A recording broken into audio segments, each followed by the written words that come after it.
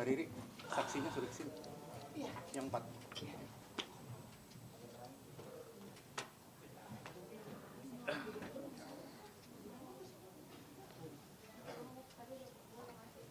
Pak Sekjen, sini Pak Sekjen.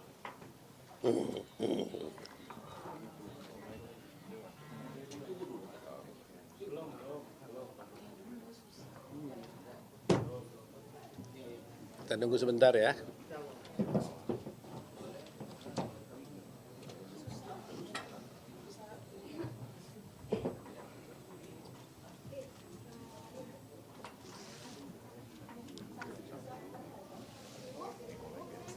Speaker kita bagus nggak?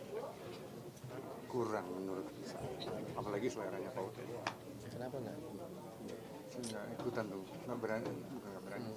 Pram sini Pak. Tuh tender agak melepaskan diri. Pram sini. Kurang Pram. Satu lagi. Teguh. Sini, terus. Sampai ujung. Lagi. Terus sampai ujung. Oke. Oke, sip. Dah cukup. Tinggal satu lagi Teguh. Cukup. 1, 2, 3. Satu lagi siapa? Teguh. Oh, lagi di kamar.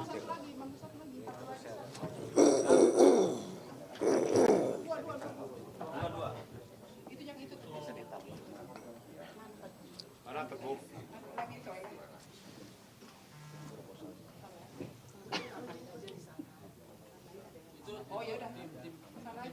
Satu lagi Teguh pergi ke WC.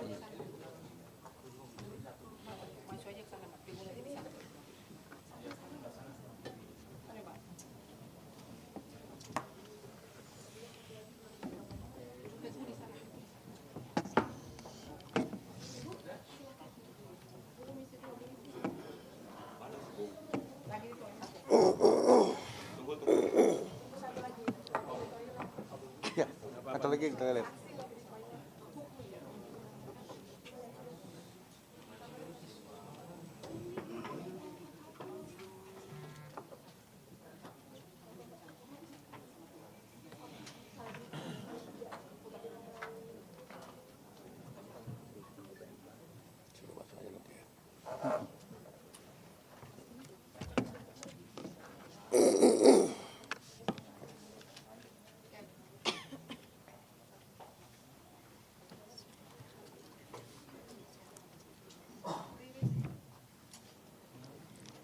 Teguh masih toilet sudah di sini. Ya, nanti masukin aja ya. Oke. Oke.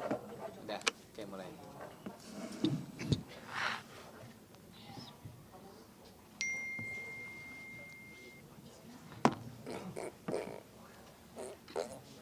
Tes. Oke. Baik teman-teman wartawan sekalian, terima kasih atas kehadirannya dalam acara konferensi pers hari ini. Hari ini kami mendapat tamu kehormatan Kang Deddy, semua pasti sudah kenal, Deddy Mulyadi, yang selama ini begitu aktif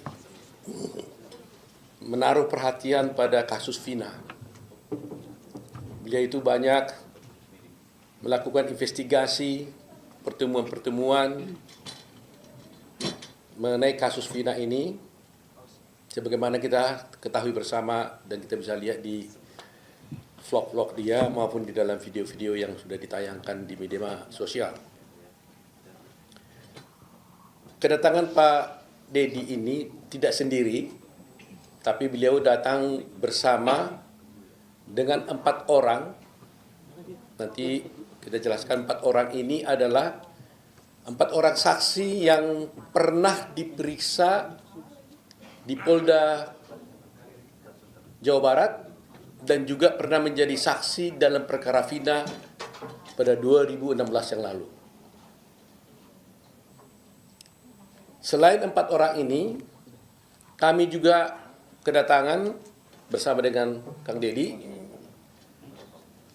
5 keluarga korban, keluarga daripada yang terpidana yang dituduh melakukan perbuatan pembunuhan sebagai pelaku pembunuhan Vina. Yaitu diantaranya orang tua daripada siapa?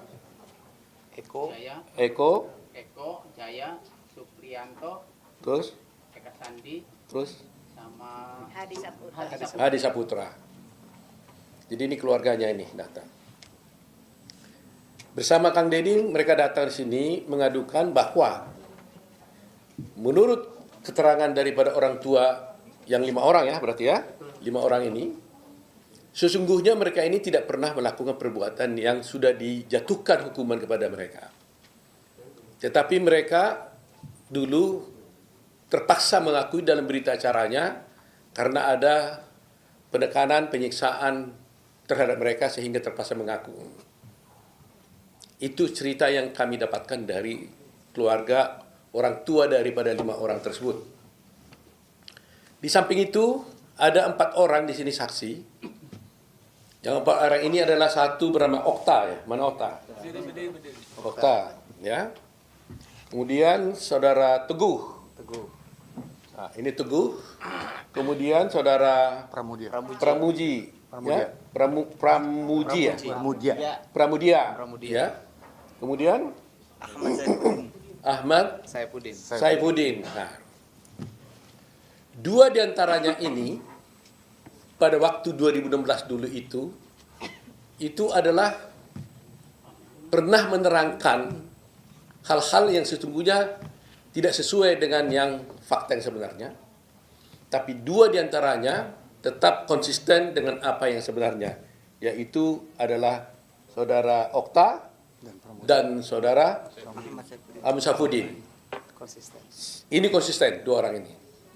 Sedangkan yang Pramudi ini, Pramudia dan Teguh datang ke kami dan tadi bertemu di atas menceritakan bahwa sesungguhnya apa yang saya ceritakan yang dulu itu tidak benar. Dan bermaksud untuk menyatakan mencabut semua keterangan mereka dan akan menyatakan yang sebenarnya. Sebelum Kang Deddy akan nanti bercerita, saya jelaskan dulu bahwa dalam rangkaian peristiwa pembunuhan yang dulu dilakukan ini, ada satu alibi yang sebenarnya mereka ajukan. Di mana pada jam yang sama, pada tanggal 27 Agustus 2016, sesungguhnya mereka adalah tidur di rumahnya Pak Lurah, Pak RT, Pak Parsen namanya ya. di rumah anaknya. Di rumah anaknya, ya, di rumah anaknya Pak RT. Pak RT-nya ada di sampingnya, di sampingnya.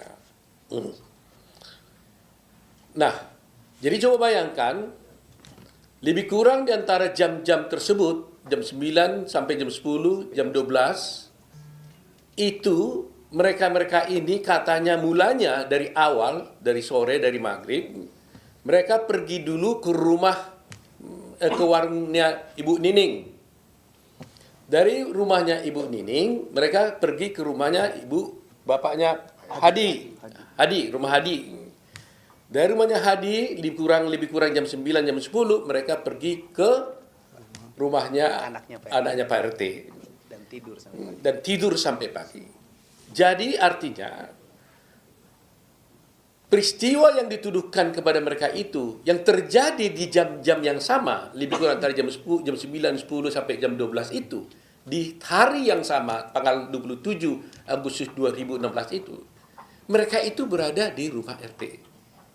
Di rumah anaknya ketua RT. Sehingga kalau ini benar, maka berarti peristiwa mereka melakukan pembunuhan itu adalah pasti tidak benar.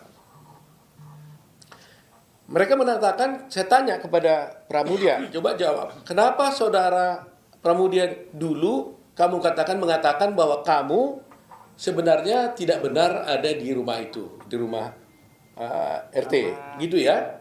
Nah, sekarang dia bilang sesungguhnya juga benar, dia ada katanya. Coba jelaskan dulu. Coba. Sebenarnya waktu ada wireless mic. Oke. Kita banyakkan gini kok hanya 2. Ada beberapa. Udah bicara aja.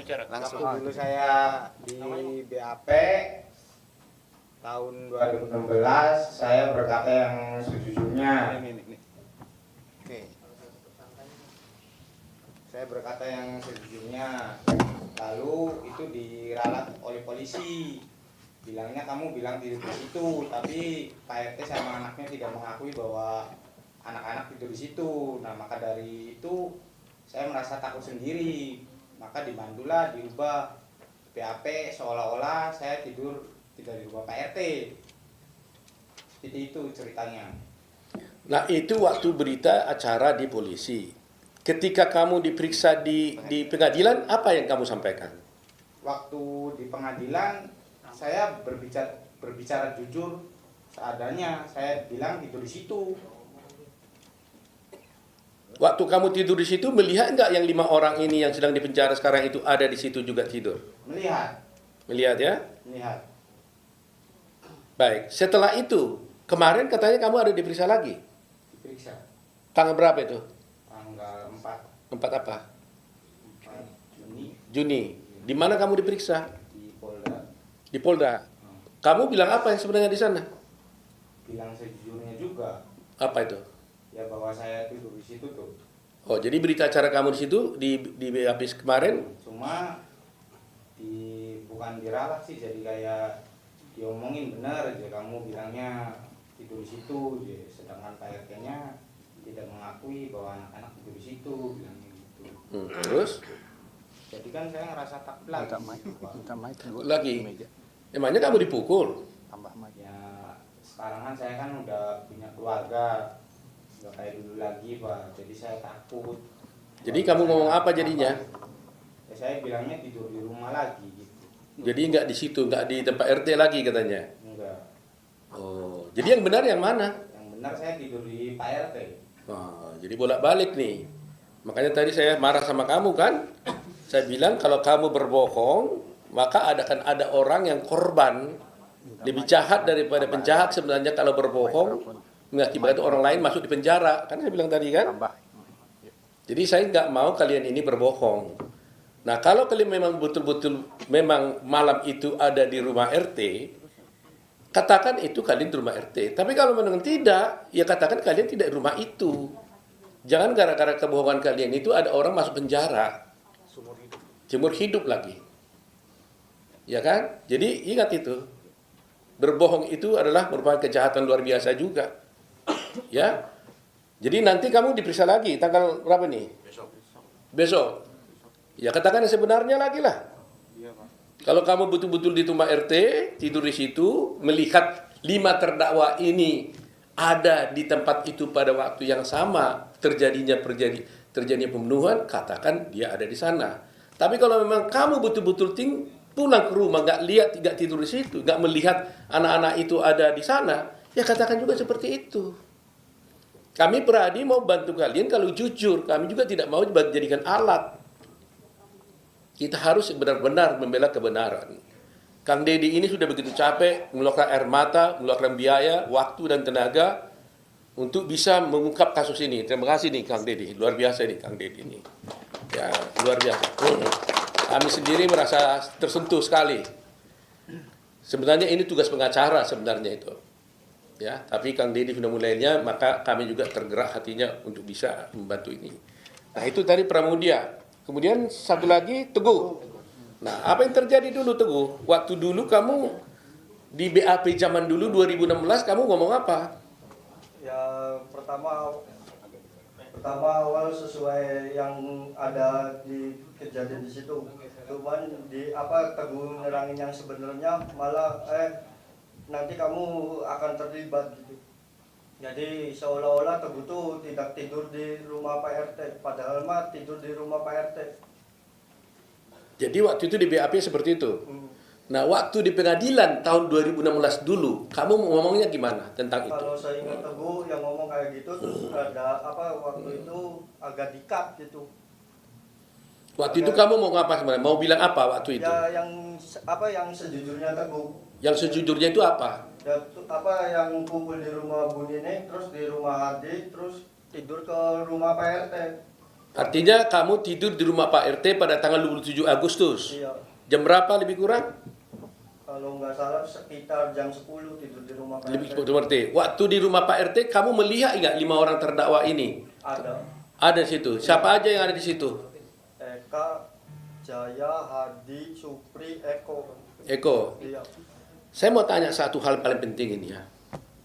Anak Pak RT ada di situ nggak? Ada. Tidur di situ? Iya. Ditangkap nggak waktu itu dia? Kurang tahu tuh. Hmm? Kurang tahu. Kalau kata temen mah katanya sempat dibawa, Terus dikeluarin lagi. dikulangi lagi. Anak RT ini jadi saksi nggak di pengadilan? Jadi, Nah? Jadi anaknya, anaknya kalau nggak salah mah sama Teguh waktu itu tuh. anaknya juga ada. Iya. Jadi saksi di situ. Ingat? Iya. Pasti ingat atau enggak? Nah, kalau gini-gini, kalau nggak pasti, jangan bilang pasti. Kalau nggak ingat, bilang nggak ingat. Jangan coba-coba menjawab yang tidak Anda tidak ingat. Anaknya, bapaknya ada pasti. Bapaknya ada. Adanya. Anaknya? Lupa sih waktu itu. Coba nanti kita cek di dalam berkas perkara ya. Ini Iya. contohnya seperti inilah. Jangan coba-coba ini ya. Nah, sekarang saya mau tanya.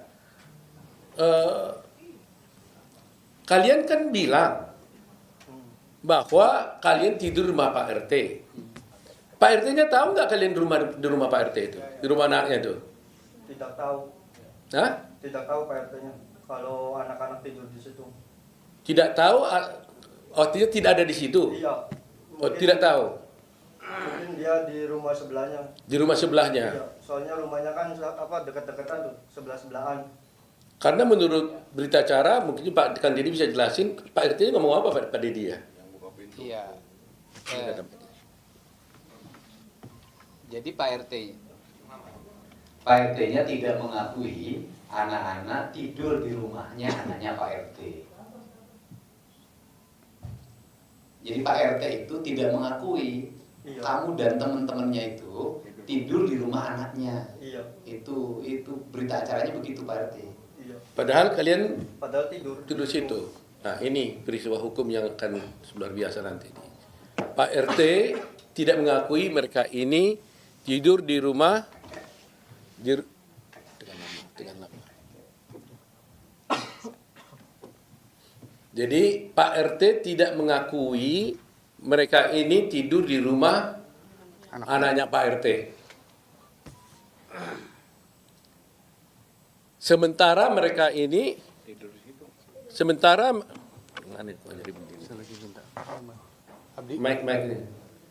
sementara mereka ini 4 orang ini mengaku tidur di rumah Pak RT pada jam yang sama.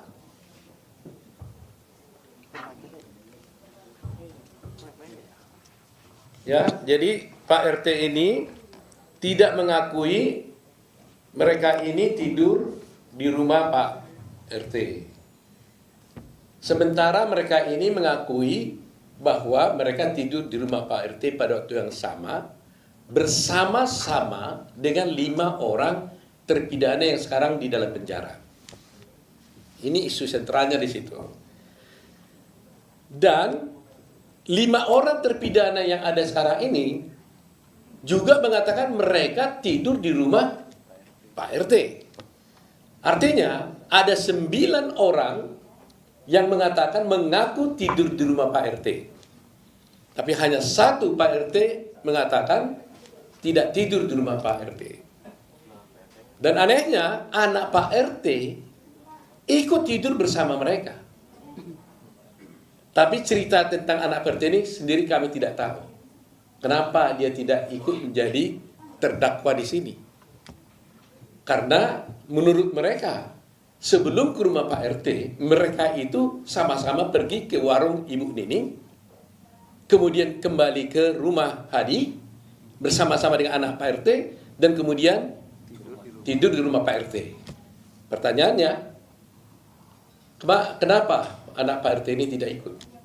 Atau karena memang dia tidak berbuat, atau memang tidak ada peristiwa atau apa, itu nanti menjadi bahan dari tim lawyer untuk mengusutnya.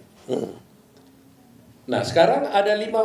Jadi kita tanya dulu. Okta gimana? Okta. Okta. Berdiri. Tadi udah ya? Belum. Coba. Kamu juga tidur rumah Pak RT ya? Iya, tidur Pak. Dan rumah anaknya? Iya. Kamu juga melihat semua peristiwa itu, bahwa melihat bahwa 5 terpidana yang sekarang di penjara itu ada bersama kalian? Ada. Ada ya? Termasuk anak Pak RT? Ada termasuk. Nah, jadi sebenarnya Peggy ada di situ kan? Tidak ada. Peggy tidak ada? Tidak ada. Mau dia, Peggy ada waktu itu kalian tidur bersama? Tidak ada. Kenal nggak dengan Peggy? Nggak kenal. Okta kenal nggak? Kenal karena satu daerah. Kenal. Tapi waktu itu dia nggak ada tidur bersama kalian. Teguh kenal dengan Peggy? Kenal. Kenal. Cuman waktu SD aja. Tapi waktu tidur malam itu Peggy ada? Nggak ada. Nggak ada. Iya. Kalau Udin Kenal. kenal. Kenal. Malam itu ada Peggy? Nggak ada. Nggak ada juga. Nggak ada. Nah ini juga nggak ada juga ini. Jadi memang kita menjadi sedih juga ya apa yang terjadi sebenarnya. Kami belum bisa menyimpulkan apa yang terjadi, tapi dari cerita-cerita ini kan menjadi berbeda semua. Tapi harus ingat loh ya, bersaksi palsu bisa dihukum loh. Sama dengannya kalau terbukti nanti Pak RT-nya palsu, bisa juga dilaporkan juga saksi palsu. Nah siapa di antara kalian ini bersaksi palsu ini? Kalian yang bersaksi palsu atau Pak RT bersaksi palsu? Kan begitu jadi pertanyaannya kan? Ada 9 mengatakan kalian tidur di situ, Pak RT mengatakan tidur di situ. Siapa yang bersaksi palsu jadinya? Ini masalah hukum yang serius. Itu fase pertama. Sekarang yang kedua mengenai terdakwa 5 orang yang ada di penjara sekarang. Ibu dari siapa? Kakaknya Suprianto. Kakak, kasih mic dulu. Berdiri. Ibu kakaknya Kakaknya Suprianto. di dalam penjara sekarang. Iya. Yang dituduh juga pembunuh di situ. Iya, Nah cerita yang ibu tahu bagaimana? sama Pak. Dia juga nyeritain bahwa dia di Warung Ibu Nining ke rumah Hadi, terus tidur di rumah anaknya Pak RT. Pada waktu tanggal itu. Iya, Betul begitu ibu ya? betul. Ibu tahu itu dari mana? Dari waktu jenguk anak Waktu jenguk anak di penjara, di Polda, iya. di Polda. Dia ngomong begitu. Iya, Dia mengaku nggak pembunuh? enggak. Nggak pernah. Tapi waktu itu ada berita acara ngaku tuh gimana? Kata dia. Katanya dipukulin, disiksa Pak. Telinganya dimasukin puntung rokok. Sampai terluka Pak. Masya Allah, sampai dipukulin muka aja bonyok semua Pak. Gitu waktu itu. Iya, anak cerita. Anak cerita ya? Iya. Ada foto-fotonya itu ya? Ada. Ada foto-fotonya. Ibunya siapa tadi? Kakaknya Suprianto. Kakaknya Suprianto. Baik. Satu lagi, ibu siapa? Berdiri dulu. Hah? Ibunya Hadi Saputra. Ibunya Haji Saputra. Iya. Gimana ibu ceritanya waktu itu? Ya anak-anak tuh nggak melakuin Pak. Dari mana tahu nggak melakukan? Itu anaknya waktu itu betul-betul sama dengan di rumah warung Bu Nining ya? Iya. Kumpul di Bu Nining. Heeh. Terus ke Hadi. Terus? Ke rumahnya Pak Pasren, RT. Oh, Ya, itu ibu dapat ceritanya dari siapa? Ya saya sendiri. Ya artinya yang bercerita sama ibu itu siapa? Anaknya ibu atau siapa? Iya, si Hadi. Hadinya ngomong begitu. Ibu sendiri yakin nggak bahwa anaknya ada bersama? Ya yakin Pak. Anak saya tuh mau nikah Pak. Hah? Mau nikah 2 minggu lagi itu. Oh gitu ya.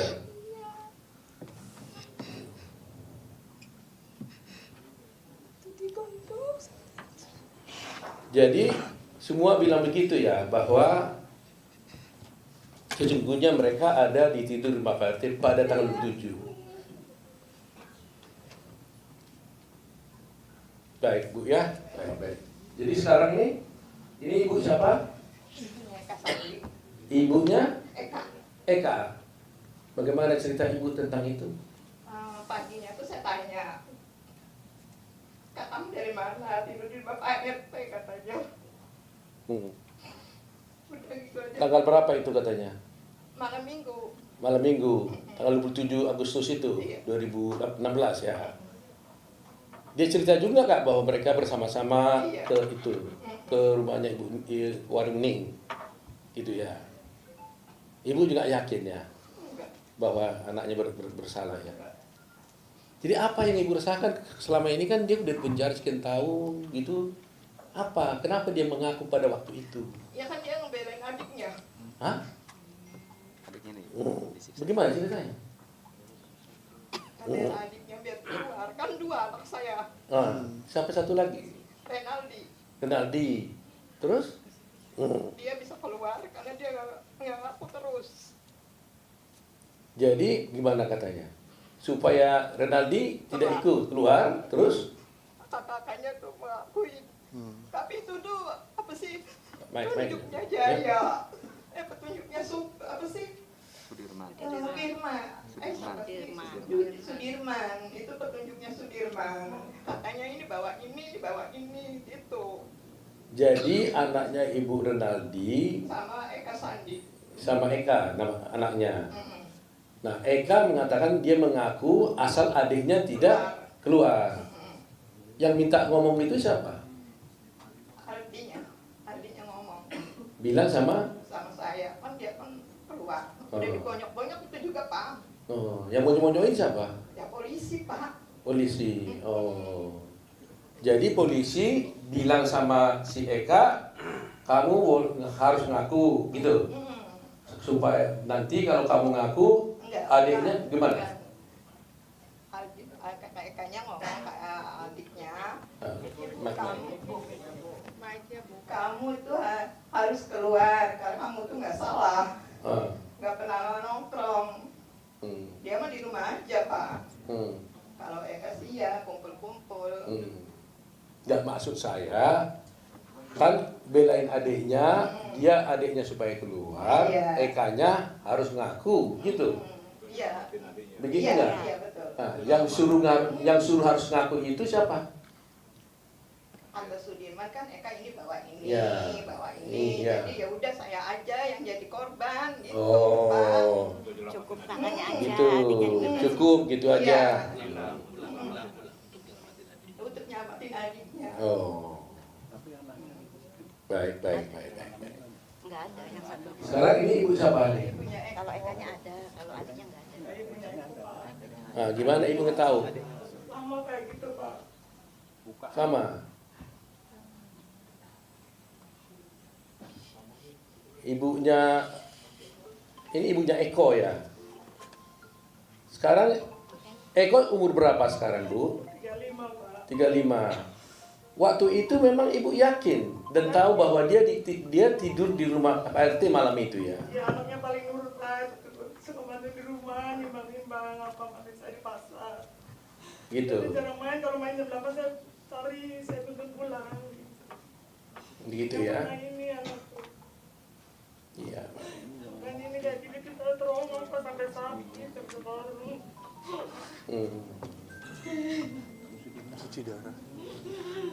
Cuci darah siapa? Cuci darah. Ini cuci darah. Anak. Cuci darah siapa? Ibunya sekarang cuci. Oh, ibunya cuci darah. Oh, waduh. Yang sampai jual rumah siapa? Ini. Ini dua. Ini jual rumah gara-gara apa? Ya buat pontang-panting Pak. Buat pontang-panting ngurusin ini semua. Iya Pak. Baik. Ambil mic-nya dulu ya. Jadi supaya masyarakat tahu kenapa ini menjadi isu penting, saya ulangi lagi ya, bahwa Vina dan Egy ya itu dinyatakan dibunuh dan diperkosa, yaitu sekitar jam 10 tanggal 27 Agustus 2016 oleh 8 orang terdakwa yang ada sekarang di penjara. 1, Saka sudah bebas karena tidak dihukum seumur hidup. 5 masih ada di sana. Ya. 7 masih ada di sana. Nah, padahal menurut mereka ini kelima terdakwa itu yang diwakili sekarang 5, termasuk Saka, ya, jadi 6 berarti ya. Satu lagi kita belum ketemu ya. Itu mengatakan pada tanggal 27 Agustus tersebut, jam 10-an itu, mereka itu tidak berada di tempat kejadian di mana Egy dan Vina dibunuh. Mereka ada tidur bersama-sama. Berarti 9 orang tadi itu bersama-sama di rumah anaknya Pak RT. Jadi kalau mereka ada di rumah Pak RT pada jam yang sama itu, bagaimana mereka bisa dituduh melakukan pembunuhan di tempat dibunuhnya si Egy dan Vina? Eki ya. Sehingga timbul pertanyaan, sebenarnya ada pembunuhan enggak? Kan gitu. Itu. Nah, kedua yang sudah saya jelaskan kemarin, biar jelas lagi. Yang didakwa di dalam perkara ini ada 11 orang. 11 orang. Didakwa secara bersama-sama melakukan tindak pidana pembunuhan dan perkosaan. Dari 11 ini, 8 sudah diadili. 3 dinyatakan buron. Kemudian terakhir ditangkap 1, yaitu namanya Peggy. Kemudian 2 orang lagi yang dinyatakan buron ini tiba-tiba dinyatakan diralat, itu adalah fiktif, artinya tidak ada. Padahal dalam dakwaan jaksa dikatakan yaitu Andi dan Dani, Andi dan Dani, yang kemudian oleh jaksa oleh polisi dinyatakan itu fiktif. Andi dan Dani ini dikatakan fiktif. Itu di dalam dakwaan disebutkan bahwa Dani dan Andi inilah yang membawa korban Vina dan si Eki ke flyover dengan naik sepeda motor diapit katanya. Mungkin kalau dibilang diapit itu dibonceng diapit ke flyover, sehingga terkesan matinya itu gara-gara kecelakaan. Itu dakwaan jaksa dan di situ juga putusan hakim. Nah, kalau polisi mengatakan Andi dan Dani itu fiktif, berarti ceritanya itu kan jadi aneh. Pertanyaannya, siapa yang membawa Vina dan Eki ini ke flyover? Apa bisa mereka itu ada jalan lagi kalau sudah mati? Siapa yang bawa? Ini aneh nih cerita ini. Jadi artinya berarti isi dakwaan itu fiktif dong. Karena Dani dan Andi sesungguhnya tidak ada. Padahal di dalam dakwaan disebut ada. Termasuk mukul-mukul lagi itu orangnya itu. Ya, kalau dakwaannya isinya fiktif, berarti tuntutannya juga dugaannya fiktif juga. Otomatis akibatnya apa? Ya akibatnya putusan hakim menjadi tidak benar. Karena di sana masih ada Dani dan Andi. Nah, ini buat kita masyarakat Indonesia harus memahaminya. Itu sebabnya kami Peradi terus terang aja prihatin. Mereka datang atas jasa bantuan dari Pak Kang Dedi, datang ke sini. Kang Dedi aja sudah berkomitmen dan berkorban banyak, apalagi kami Peradi. Oleh karena itu kami minta, kami tidak mau mengatakan membela, menyalahkan polisi, tidak begitu cara berpikir kami. Kami menginginkan sudah terlalu banyak kejadian-kejadian seperti ini. Termasuk Jessica Wongso, kasusnya kalian sudah lihat sampai masuk di Netflix. Saya melihat akhir-akhir ini, pameo di dalam hukum, waktu saya sekolah hukum pertama kali, sampai saya menjadi dosen, mengajar, sampai guru besar, itu kita diajarkan pameo, baik kepada semua sarjana hukum, termasuk yang kemudian menjadi hakim, jaksa, dan polisi. Lebih bagus membebaskan 1000 orang yang bersalah ketimbang menghukum 1 orang yang tidak bersalah. Itu memang kita anut. Karena betapa sakitnya orang tidak bersalah harus dinyatakan bersalah. Itu pelanggaran hak asasi luar biasa. Coba pada semua penegak hukum yang ada, kalau itu terjadi kepada anak kita, kepada saudara kita, putri kita, bagaimana perasaan Anda? Saya tidak menuduh nih, tapi kalau betul-betul terjadi ini adalah salah, error, bukan itu orangnya. Sedih sekali. Inikah penegakan hukum yang harus kita puja-puja itu? Nah, itu situlah tekad kami sekarang nih. Dan kami minta kalau boleh kepada Polri, karena ini masih ada penyidikan berlanjut, supaya penyidik-penyidik yang lama yang dulu menangani perkara ini jangan lagi ikut menangani perkara ini, supaya fair. Dan menurut cerita di dalam mereka ini, yang menangkap ini adalah ayah korban, polisi. Sebenarnya dia tidak boleh ikut di sini, konflik of interest nih. Seharusnya yang menangani adalah polisi yang lain, unit yang lain. Ini pun unit narkoba sebenarnya, tapi menangani perkara ini. Jadi sebenarnya gak tepat menurut saya. Seharusnya Polri menugaskan petugas yang lain. Jangan ayah korban, orang anaknya dibunuh, bapaknya yang mengusut. Pasti tidak objektif. Saya tidak menuduh dia bersalah dan sebagainya, tapi pasti secara emosional itu pasti tidak bisa objektif. Tidak tepat. Jadi saya mohon kepada Kapolri untuk selanjutnya, meskipun Peggy bukan klien kami dan tidak datang sini, tapi termasuk untuk mereka ini karena diperiksa sebagai saksi, kalau boleh, mohon yang memeriksa itu jangan lagi ada orang-orang yang dulu menjadi penyidik, supaya tidak terjadi konflik, supaya ada keterbukaan. Termasuk juga orang tua daripada korban sebaiknya tidak ikut dalam melakukan penyidikan ini. Itu permintaan kami.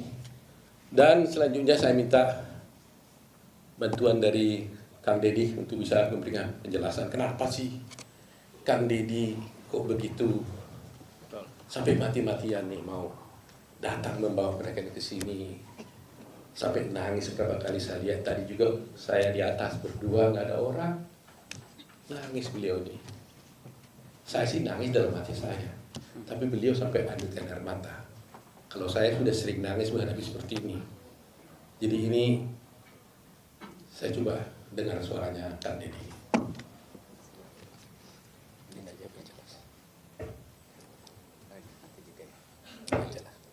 Baterainya kali. Cukup cek. Kalau nggak hilang lagi. Itu aja lah. Baik, terima kasih Pak Oto dan semua tim Peradi yang telah menerima kami dengan penuh rasa kemanusiaan, rasa penghormatan. Sini orang yang dalam setiap hari itu biasa berkeliling kampung untuk menemui, menyentuh, menyapa warga, dan dari setiap peristiwa yang ditemukan selalu ada cerita yang tidak pernah berhenti. Saya mengamati kasus ini agak lama, tapi saya sendiri masih ragu untuk melangkah karena ada pertimbangan-pertimbangan yang saya perhitungkan karena ini menyangkut aspek hukum. Pertama, yang saya temui adalah Ibu Titin sebagai kuasa hukum dari terpidana Sudirman dan Sakatarta. Waktu bertemu Ibu Titin, ada vlognya, saya ajak ngobrol Sudirman, ibu dan bapaknya. Waktu itu dia menyampaikan pada saya bahwa Sudirman ada di rumah. Terus saya bicara juga dengan Sakatarta, dia menyampaikan tidak merasa. Kemudian setelah menyampaikan tidak merasa, dia bercerita bahwa waktu itu dia pada malam kejadian itu dibonceng sama pamannya ya Sadikun untuk pergi ke bengkel nganter temennya motornya mogok. Nah itu catatan penting saya simpan dulu untuk tidak melangkah. Kemudian saya mencoba menemui keluarga Vina, mendengarkan. Dari apa yang saya dengarkan keluarga Vina, itu kan bercerita bahwa adiknya mengalami kecelakaan, Vina dan Eki itu ya. Kemudian diputuskan oleh Polsek itu adalah peristiwa kecelakaan tunggal dan sudah dikuburkan. Setelah itu ada yang kesurupan, namanya Linda. Jarak antara rumah Vina ke Linda ini agak jauh, hampir perjalanan 20 menit. Ketika mendengar kesurupan, itu berarti kan kakaknya Vina jalan selama 20 menit untuk menuju Linda. Saya ada pertanyaan sebenarnya di situ. Apakah yang kesurupan nunggu dulu datang direkam enggak ya? Iya. Ya, tapi kita anggap kesurupan itu ada. Dan rekamannya diberikan ke Pak Rudiana. Dan ada keanehan di situ, katanya motornya utuh, HP-nya utuh, dan dari situlah terjadi peristiwa di mana Pak Rudiana bertemu dengan Aep dan Dede. Aep Dede inilah yang memberikan penjelasan bahwa dia melihat anak-anak yang suka nongkrong di depan SMP 11 melempar, mengejar dengan 4 motor berboncengan, dan dia melihat ketika ada di warung membeli rokok dan dia melihat dari jarak 100 meter. Ya 100 meter malam hari bisa melihat orang melempar dan mengejar, dan hafal satu-satunya sampai 8 orang. Bahkan kalau Aep mengatakan Peggy pun dia tahu. Saya dari situ ya udah saya dengarkan, karena tugas saya waktu itu hanya mendengarkan. Saya tidak boleh menyimpulkan. Saya mendengarkan. Kemudian saya penasaran, saya pergi lagi ke Cirebon. Saya tanya, warung itu di mana sih? Ketika saya tanya warung yang di depan pencucian mobil, ternyata warung nasi, bukan warung rokok. Dan dia mengatakan bukanya sampai jam 4 sore. Saya geser terus ke ujung sampai ke bertemulah dengan warung Madura dekat lampu merah, tapi jarak ke tempat nongkrong itu sangat jauh, lebih dari 100 meter. Pada saat itu saya didatangilah Peri. Peri ngomong pada saya, tidak percaya terhadap keterangan Aep, saya di sini, saya tidak mungkin itu Pak, itu bohong. Nah dari situ saya agak mulai, nah ini harus siapa lagi saya tanya nih. Setelah itu saya bertemu lagi dengan menemui lagi Sakatata. Bertemu Sakatata, saya pertama yang ingin saya lihat benar nggak Sakatata ini tidak melakukan. Itu dulu satu-satu saya. Saya pengen beresin dulu Sakatata. Maka saya bertemu tiba-tiba dengan Sadikun karena Sakatatanya berada di rumah Ibu Titin. Sadikun menjelaskan pada malam Minggu itu Sakatata ngumpul di sini di rumah ini bersama beberapa temannya. Kemudian dia di situ ngobrol dan kemudian motor temannya mogok. Ketika motor temannya mogok, maka motornya didorong. Istilahnya ada apa? Maka istilah Cirebon itu apa? Di step, kemudian di step itu terus kemudian melingkar hampir melewati jembatan flyover. Di jembatan flyover itu Sadikun gak berani lewat karena ada polisi. Dia tidak pakai helm, tidak punya SIM. Akhirnya dia belok ke kanan. Dari ke kanan itu menyampailah ke bengkel. Saya tidak percaya jujur aja. Maka saya ngajak rekonstruksi, walaupun saya bukan ahli bidang itu. Ayo kita mulai dari sini. Dan saya tidak memberitahu siapapun. Ayo kita rekonstruksi. Rekonstruksi itu yang motornya mogoknya datang, kemudian didorong, betul, belok ke kanan sampailah ke bengkel. Tiba-tiba saya ke tempat bengkel itu, saya bertanya langsung yang punya bengkelnya itu. Dia mengatakan betul pada malam itu ke sini. Setelah itu siapa lagi? Yang bawa motornya siapa? Sekarang lagi kecelakaan, kakinya patah 4. Saya temuin lagi. Ketika temuin lagi, dia menjelaskan malam Minggu itu betul Sakatata itu kesini bersama saya. Saya kan kalau melihat orang bohong, tiba-tiba ditanya, sama kan tidak bohong saya. Siapa sih yang bisa membuat rencana? Kan pasti ada seliknya. Belok jalan dan kemudian dia katakan saya lurus Pak. Biar polisi ada di situ, tapi memang tidak lihat mayat korban. Kalau saya lewat, sudah. Artinya dari situ saya sudah meyakini ini seakan-akan nggak salah. Nah, setelah itu maka saya ingin yang kedua, yaitu membuktikan bahwa terdakwa yang lain salah nggak sih dalam pandangan objektif saya, gitu loh. Maka saya tiba-tiba kan ada, ini belum saya vlog sampai hari ini, orang yang datang ke saya, Pak, saya mau ngomong sekarang. Kenapa? Pak, pada malam itu jam 9 lebih saya mau ke rumah sakit, Pak. Ibu saya dirawat di rumah sakit. Saya keluar rumah, anak-anak ada, Pak. Di rumah, di warung Bu Nining dulu, di warung Bu Nining, terus kemudian mereka itu ada di rumah Pak RT. Saya siap bersaksi di pengadilan, saya siap di BAP. Saya makin pede kan, oh ini kayaknya enggak, ini benar nih. Ketemu lagi sama yang punya warung di depan cuci mobil tuh. Kemudian dia mengatakan saya yang jualan jualan nasi, bukanya sampai jam 4 sore. Tidak mungkin saya beli rokok di tempat saya. Nah, setelah itu lagi kemudian masih banyak bertemulah saya dengan Pramudia kan tadi sudah mengatakan jelas. Kemudian saya bertemu dengan semuanya, saya mendengarkan.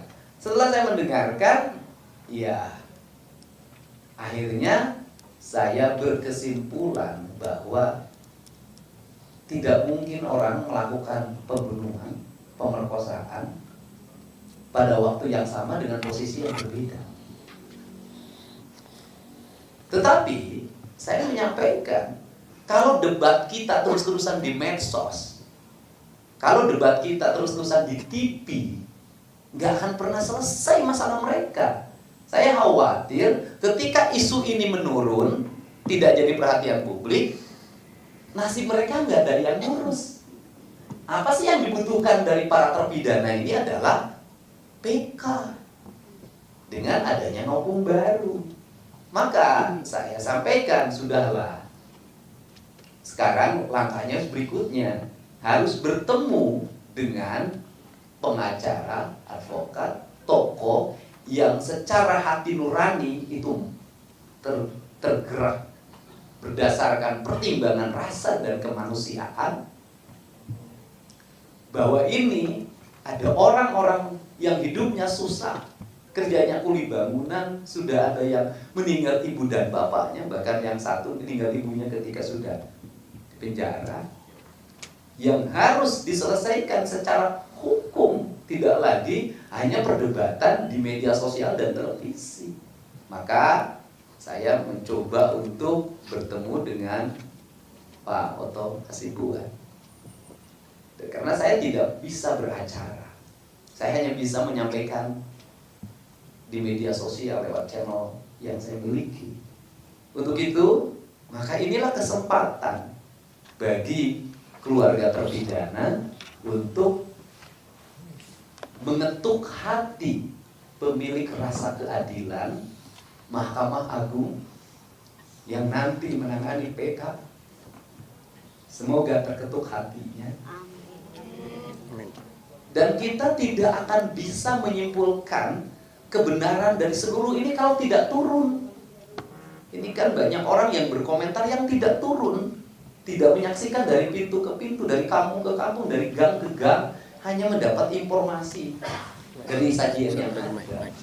Sehingga pada saat ini saya menyerahkan sepenuhnya nasib dari kelima terpidana ini kepada Pak Oto Hasibuan. Semoga Allah memberikan jalan. Amin, ya Allah, amin. Kebenaran akan menemukan jalannya. Amin. Terima kasih. Terima kasih Kang Dedi.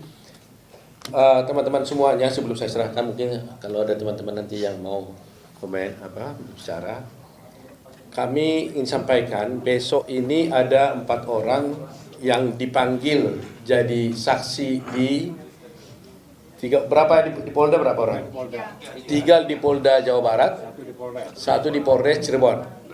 Yang di Polres Cirebon siapa? Sudin, diperiksa besok di Polres. Polresta ya. Kemudian yang 3 di Polda jam 10 ya. Nah untuk itu kami, karena ini tempatnya 2 tempat, kami sudah membentuk tim tadi. Untuk di Bandung itu ada Pak Jutek Bongso dan Ruli Panggabean. Beliau ini ketua IKADIN di Bandung. Pak Ruli juga penasehat di sana. Dengan serta-merta tadi saya minta bantuannya langsung segera datang ke sini dan dia akan membentuk tim di sana juga bersama teman-teman dari Cirebon, bersama teman-teman dari Indramayu. Ya. Berapa orang pun kami siap, kita punya anggota 70.000. Se-Bandung pun bisa membantu, ya. Nanti mungkin Pak Jutek dan Pak Rudi akan mau koordinir untuk itu, ya.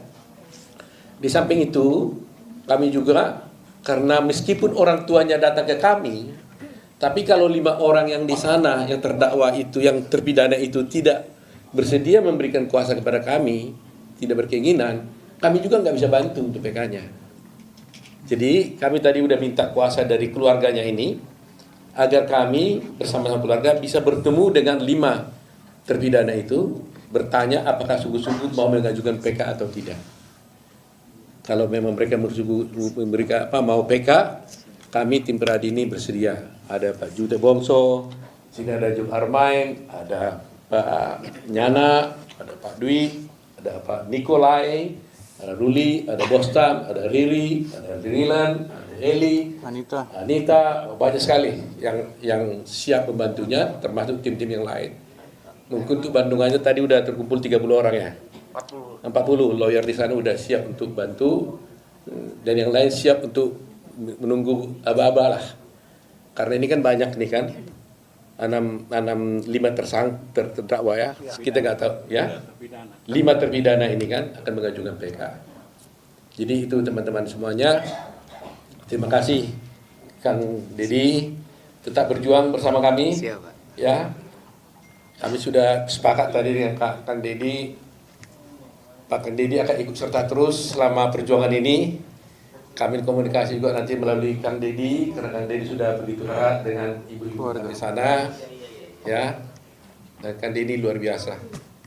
Ya, dia sendiri yang menanggung semua beban akomodasi di sana ini, luar biasa nih Kang Dedi. Ya, kami tanya tadi gimana, Pradi juga siap. Oh sudah ada katanya langsung. Ya? Sekjen kelewatan tadi. Oh ada sekjen. Oh Pak Herman Dulami ada rupanya sekjen kita. Bayangin nih, tim lengkap dari Pradi. Jadi ya tim kita lengkapi di mana-mana sampai nanti ke PK-nya kita siapkan. Ya itu yang saya sampaikan. Ada pertanyaan? Ya silakan. Kasih mic-nya dong. Ini mic nih. Selamat malam Pak Otto, saya Rizka dari Kompas TV. Pak, ini kan seiring dengan proses ini juga berjalan kan, saudara Peggy, tersangka Peggy kan proses ini sudah berjalan gitu. Dan kemudian dipanggillah para saksi-saksi dipanggil kembali. Nah ini kan terkait dengan saudara Lingga yang juga mencabut pernyataannya, gitu kan Pak. Lalu proses terhadap terpidana kan juga sudah selesai sebetulnya Pak. Jadi kalau misalkan dari pemeriksaan Peggy dan juga dicabutnya keterangan tersangka Lingga, apa yang bisa dilihat dari hal ini untuk upaya hukum dalam mengajukan peninjauan kembali Pak? Terima kasih. Ya tadi sebenarnya kalau saja banyak alasan-alasan untuk mengajukan PK, ya selain novum juga termasuk ada kekeliruan yang nyata-nyata, kesalahan penerapan hukum, ya terutama novum. Nah kalaulah betul ada 4 orang saksi ini bersaksi menyatakan, ini salah satu aja ya alasannya, bukan hanya ini aja, mengatakan bahwa pada malam kejadian pada jam 10 tanggal 27 Agustus 2016 bahwa 4 orang saksi ini ditambah yang lain itu, yang 5 orang itu menyatakan bahwa mereka ada di tempatnya Pak Ketua RT, anak-anak Ketua RT pada jam yang sama di waktu itu. maka itu membuktikan suatu novum kan. Itu namanya alibi, ya. Nah, alibi ini nggak bisa dipatahkan dengan cara lain, kecuali ada orang lain yang melihat sungguh-sungguh juga bahwa mereka itu ada di tempat kejadian. Nah, kalau itu ada yang melihat 5 orang itu melakukan perkosaan, pembunuhan, ada saksi mata, ya, baru menjadi hakimlah yang menimbang yang mana yang harus dia percaya daripada hal ini. Tapi sepanjang tidak ada saksi-saksi mata yang melihat kejadian itu, maka berarti fakta ini kan tidak bisa diabaikan dan harus dipertimbangkan bahwa mereka itu tidak bersalah, tidak berbuat. Itu kuncinya. Berarti ini satu dari sekian pertimbangan. Oh iya, hanya satu. Yang lain itu masih banyak sekali. Sama dengan termasuk tadi Dani itu sama Andi. Itu kan juga suatu pertimbangan kan. Bagaimana mungkin ada korban di satu tempat dibunuh, katanya dipindahkan ke flyover, sementara di dalam dakwaan disebutkan yang memindahkan itulah Dani dan Andi, padahal oleh polisi dikatakan Dani dan Andi itu adalah fiktif, nggak ada. Jadi gimana caranya dia jalan ke sana? Pakai apa dia bawa jalan ke sana? Itu apa yang bawa gitu loh? Apakah dibuat film lagi yang baru lagi bahwa ada yang bawa dia ke sana gitu? Setan mana yang bawa orang itu? Nah, itu berarti kan fakta juga. Akal sehat, common sense gitu kan? Nah, jadi kalau itu fiktif, ya berarti dakwaannya udah fiktif. Kalau ini udah fiktif, berarti semua ceritanya itu udah gak benar. Itu kira-kira Bapak. Tadi yang lain tadi? Tunggu pertanyaannya dulu. Oh, tambahin dulu. Silakan. Ini ada mic tuh. Kita kan selalu mendengar bahwa polisi selalu melakukan pengungkapan satu kasus itu dengan scientific crime investigation. Dalam hal pemeriksaan para saksi maupun terdakwa dan yang beredar di medsos katanya terjadi pemerkosaan, ya kan? Akan tetapi sampai sekarang tidak ada hasil labrim visum et repertum yang menyatakan terjadi pemerkosaan. Kalau dulu kami kuliah di Fakultas Hukum tahun 85-86, itu kami diberikan satu mata kuliah namanya IKK, Ilmu Kedokteran Kehakiman. Nah, di situ kita bisa melihat terjadi satu pemerkosaan itu berapa senti robeknya vagina, benda tumpul apa yang masuk dalam vagina, cairan apa yang masih ada atau melekat di vagina, berupa sperma dan sebagainya. Nah, sampai sekarang sperma itu tidak pernah diperiksa. Itu spermanya siapa? Sehingga bisa mengetahui bahwa siapa sebenarnya yang melakukan pemerkosaan. Apakah mereka antara Eki dan Vina? Itu mereka berdua yang tahu. Berdua itu mereka tahu.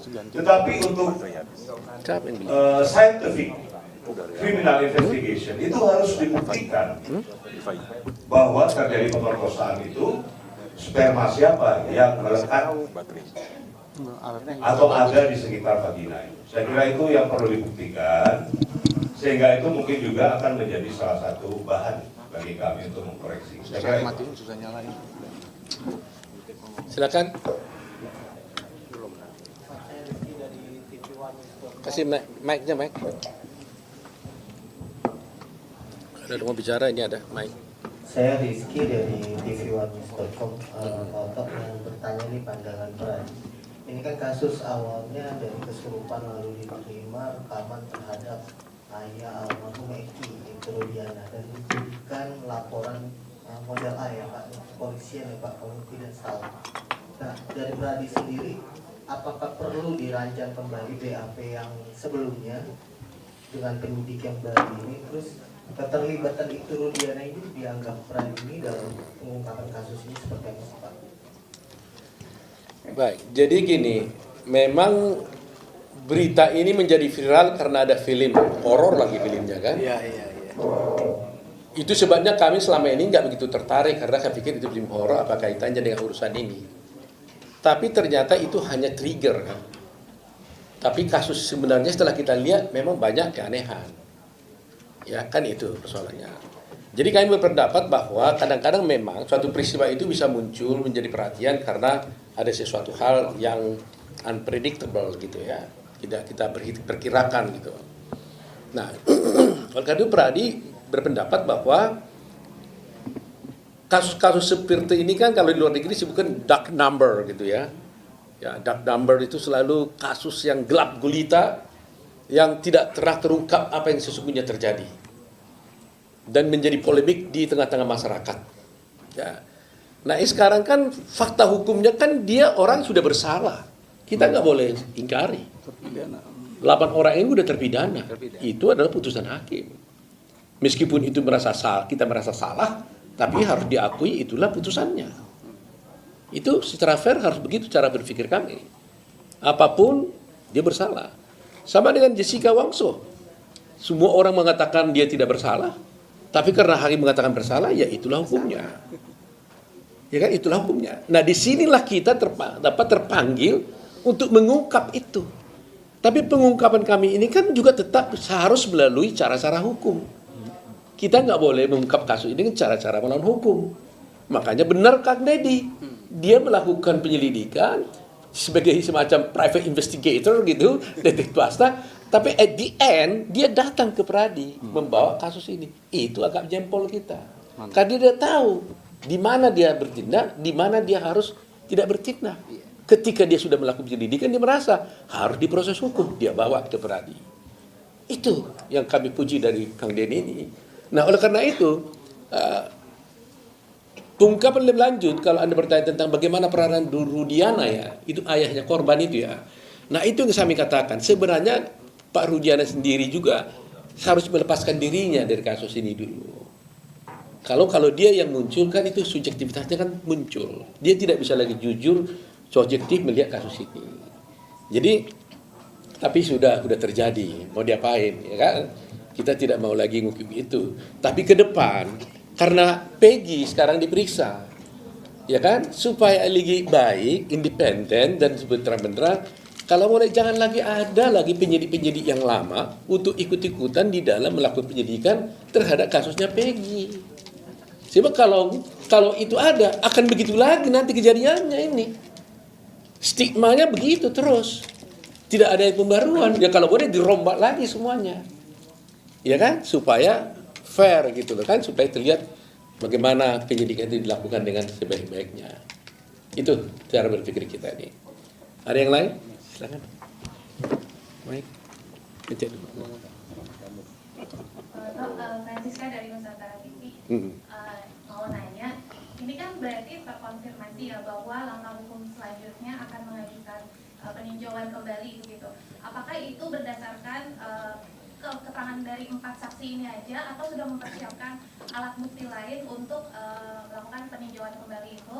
Karena kan dikatakan setiap kali bahwa kesaksian satu orang saksi bukanlah saksi gitu. Bagaimana memperkuat bukti-bukti lain kalau memang akan mengajukan peninjauan kembali itu? Terus yang kedua Pak, apakah selain polisi yang memeriksa, apakah Pradi sendiri mempertanyakan terkait etik hakim yang waktu itu memutus? Karena kan pada saat pengadilan tidak hanya satu terdakwa atau terpidana yang diputus bersalah, tapi bahkan ada 6 yang diputus gitu. Apakah mungkin hakim bisa melakukan kesalahan sebesar itu gitu terkait dengan terlalu banyaknya terpidana ini gitu? Baik. Pertanyaan pertama adalah bagaimana bukti-buktinya? Terus terang aja saya bisa katakan untuk PK itu kan bisa ada novum. Tapi di samping novum juga bisa juga adalah kekeliruan hakim dan kekeliruan penerapan hakim di dalam perkara itu. Jelas tadi kita lihat kalau ada bukti-bukti baru merupakan saksian baru, itu kan sudah novum semuanya itu ya. Nah di samping itu tentunya banyak sudah kami lihat. Saya nggak perlu ungkapkan semuanya, saya sudah baca putusannya. Itu sebenarnya sama tidak logis, tidak masuk akal seperti contoh tadi saya katakan tadi itu Dani dan Dani ini kan itu fakta kan novum baru itu kan. Itu kan juga novum. Andi dan Dani oleh di dalam putusan dikatakan ada, ternyata polisi sendiri mengatakan itu tidak ada. Itu kan novum, bukti baru. Ternyata ada sesuatu hal yang tidak benar dalam kasus ini. Nah, tapi di samping itu aja udah 2, ya kan? Itu aja 2. Lain lagi yang lain-lain nanti ya. Nah, di samping mendampingi terpidana untuk mengajukan PK, kami juga akan mendampingi para saksi-saksi yang 4 orang ini. Karena kalau dia diperiksa dalam kasusnya Peggy, maka secara langsung kalau Peggy ternyata juga dia adalah dibebaskan, otomatis juga menjadi novo juga yang ini kan, menjadi tidak benar lagi. Jadi memang ini betul-betul buat polisi, saya yakin ini betul-betul berat buat mereka. Ya, sudah menangkap Peggy. Masyarakat mengatakan nggak benar Peggy. Ya kan? Nah, kalau kemudian semua menarik berita acaranya mengatakan tidak pernah ada. Nah, nanti akan diperhadapkan nanti diperhadapkan antara keterangan mereka yang mencabut berita acara ini dengan adanya putusan hakim itu yang sudah ingkrah kan gitu. Nah, apakah bisa dikalahkan keterangan itu, putusan hakim itu dengan adanya keterangan-keterangan mereka itu? Itulah sebabnya kami katakan untuk bisa itu maka perlu harus PK. Karena seperti Kang Deddy bilang tadi, nggak bisa kita hanya ngomong-ngomong, nggak bisa hanya kita bantah-berbantah.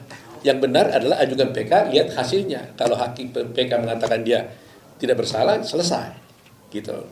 Nah, kalau mengenai soal hakim, terus terang aja, memang apapun yang kita ceritakan ini, kita bertumpu dan konsentrasi semua masyarakat Indonesia melihat perilaku polisi dalam menangani perkara ini. Tetapi selalu saya katakan, tidak hanya polisi yang harus kita perhatikan, hakim dan jaksa juga harus menjadi perhatian.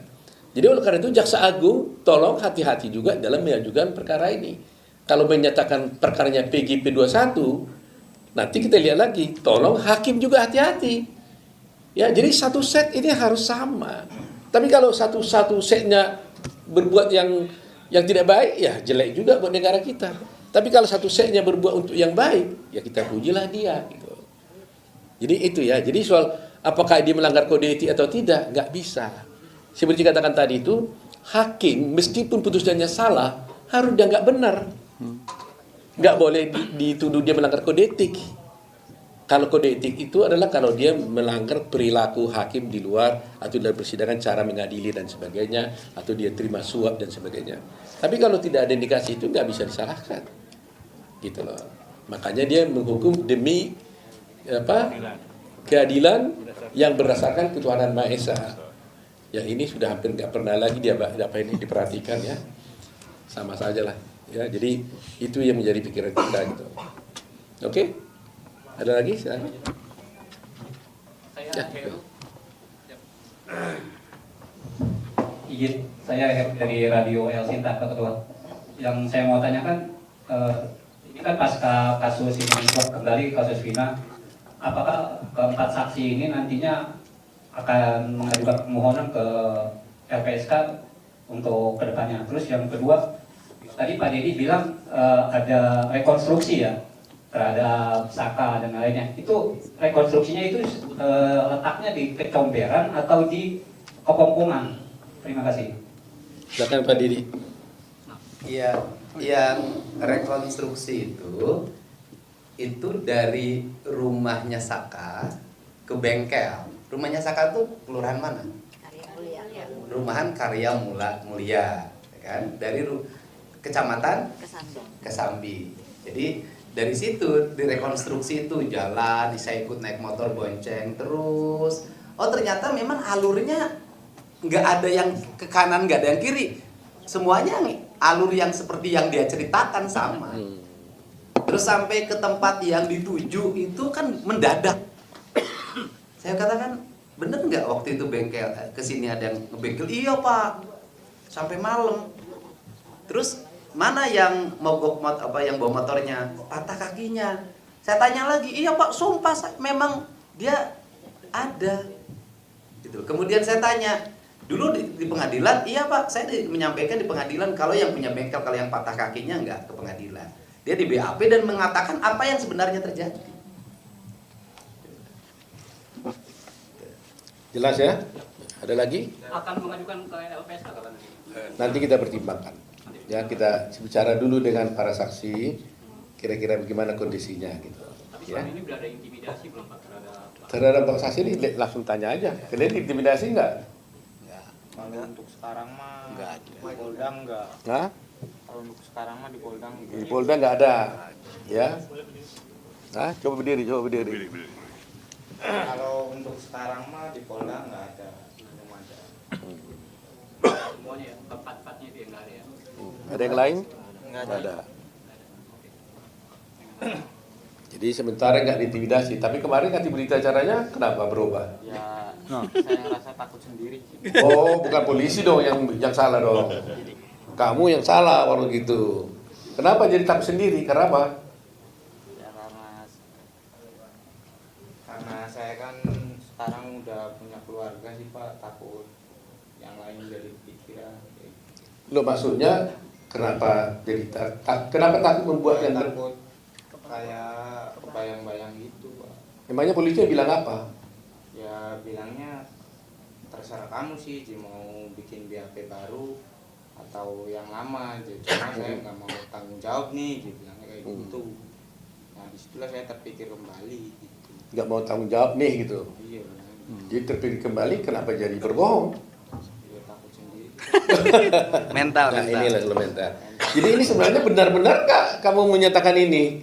Mumpung di depan banyak wartawan nih. Benar. Kamu betul-betul nggak kamu itu tidur di rumahnya Pak RT pada tanggal 7 Agustus 2016 itu jam 10 bersama-sama 5 orang terpidana itu. Betul. Jangan besok kamu ngomong lagi di sana beda lagi. Jadi kita yang dibohongi lagi nih. Iya, enggak. Hah? Enggak. Betul nih, depan orang di seluruh Indonesia nonton nih. Saya tidur di situ. Kamu tidur di situ. Jadi kalau saya bilang sama kamu, saya tanggung jawab loh, di gimana? Berubahlah kamu, seperti polisi bilang tadi. Ya, Enggak ya. Baiklah kalau gitu. Seperti inilah keadaan saksi yang terjadi ya. Anda bisa lihat. Oke, ada lagi yang lain? Silakan.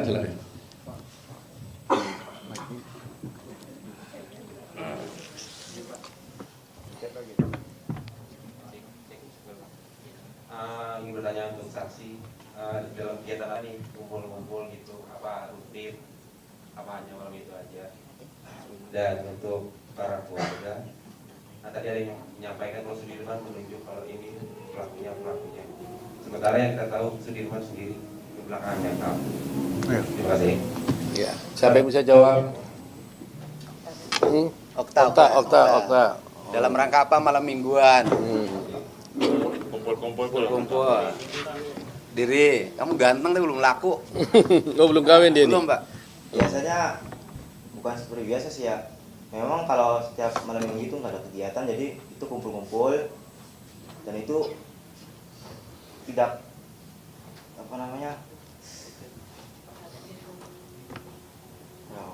Ya apa? tidak pernah tidak direncanakan. Jadi itu hanyalah kumpul-kumpul biasa, terus ketemu satu sama lain, minum bareng situ, terus ya terakhir minum bareng di rumah Adi saksian ya. Ya, minum apa kamu? Minum ciu. Udah, jujur aja kan gak ada masalah kan? Terus yang beli ciunya siapa? Si anaknya RT. Anaknya Pak RT itu. Namanya siapa? Jadi yang beli ciu anaknya apa? Siapa? Si Kapi ya. Si Kapi. Anaknya Pak RT itu yang beli ciunya malah. Iya. Yang menyediakan apa yang beli? Yang beli. Dananya patungan. Oh, dananya patungan. Oh, patungan. Tapi sungguh ya nggak ada rencana-rencana mau bunuh, mau apa itu nggak ada itu ya. Nah, itu yang penting dulu lah. Ya. Kamu kenal sama Eki? Enggak kenal. Pernah jatuh cinta sama Vina nggak? Enggak pernah kenal. Kenal sama Vina? Enggak kenal. Nggak kenal. Soal keterbelakangan itu tadi? Oh iya. Kalau Sudirman tidak terlalu dekat ya, tetapi memang orangnya seperti itu. Ada keterbelakangan mental juga. Ngaku-ngaku gitu. Fisiknya yang lemah atau pikirannya yang lemah? Kurang tahu tuh Pak kalau itu Pak, soalnya nggak terlalu dekat juga. Kalau orang tuanya kemarin datang ke sini mengatakan itu pikirannya lemah sekali. Jadi kita berharap sebenarnya kalau dikatakan di depan polisi dia bersaksi gitu ya apa kata polisi dia ikut kata iya aja. Jadi kita harapkan sebenarnya dia diperiksa itu ya ada orang tuanya itu ketemu dulu gitu loh sebenarnya orang tuanya. Jadi supaya dia bisa merasa yakin gitu loh.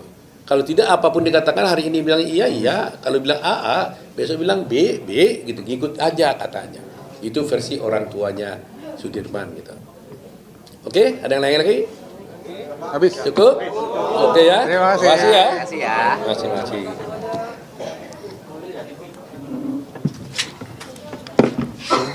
Terima kasih Pak. Terima kasih. Terima kasih Dedi ya. banyak. Dedi ya. Terima kasih.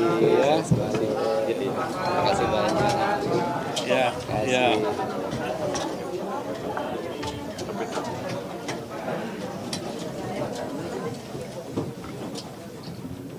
Mana kiri, Mak?